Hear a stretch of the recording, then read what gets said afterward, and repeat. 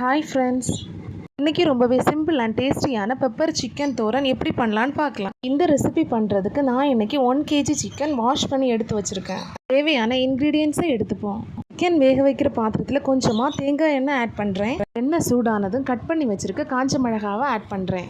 நான் 6 காஞ்ச மிளகாய் ஆட் பண்ணியிருக்கேன்.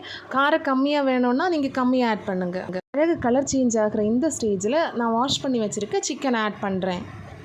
சிக்கனில் தண்ணி எதுவும் ஆட் பண்ண வேண்டாம். ஒரு மூடி போட்டு வேக வைக்கணும். எனக்கு தேவையான சால்ட்டை ஆட் பண்ணுறேன்.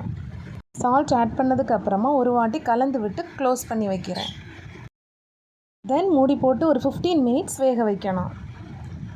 ஒரு 10 மினிட்ஸ்க்கு அப்புறமா நான் செக் பண்ணுறேன்.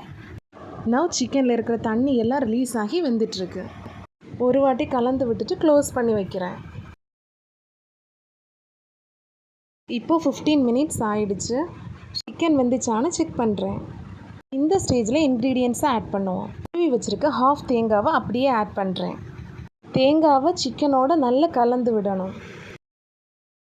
சிக்கனில் இருக்கிற தண்ணி ட்ரை ஆகிறதுக்காக கொஞ்சம் நேரம் கூட வேக வைக்கிறேன். இஞ்சி பூண்டு பேஸ்ட் ஆட் பண்ணுறேன். தென் மெயின் இன்க்ரீடியண்ட்டான பெப்பர் பவுடரை ஆட் பண்ணுறேன். காரம் எந்த அளவுக்கு வேணுமோ அதுக்கேற்ற மாதிரி ஆட் பண்ணுங்கள். தென் சோம்பு ஆட் பண்ணுறேன். சோம்பை பெருஞ்சீரகம் அப்படின்னு சொல்லுவாங்க. ஃபைனலாக கறி லீவ்ஸ் ஆட் பண்ணுறேன். நவ் சிக்கன் ஆட் பண்ண மசாலாவோடு மிக்ஸ் ஆகிறதுக்காக கலந்து விட்டுட்டே இருக்கணும்.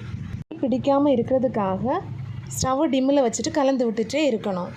ஆட் பண்ண மசாலாவோட பச்சை வாசனை போகிறது வரைக்கும் வேக வைக்கணும். இந்த ரெசிபி ஈஸியாக பேச்சுலர்ஸ் கூட ரெடி பண்ணிக்கலாம். நவ் சிக்கனில் இருந்து தண்ணி சுத்தமாக ட்ரை ஆயிடுச்சு. நவ் ரொம்ப டேஸ்டியான பெப்பர் சிக்கன் தோரன் ரெடி ஆயிடுச்சு. சிம்பிள் அண்ட் டேஸ்டியான ரெசிபியை நீங்களும் ட்ரை பண்ணி பாருங்கள். மறக்காமல் லைக் அண்ட் சப்ஸ்கிரைப் பண்ணுங்கள்.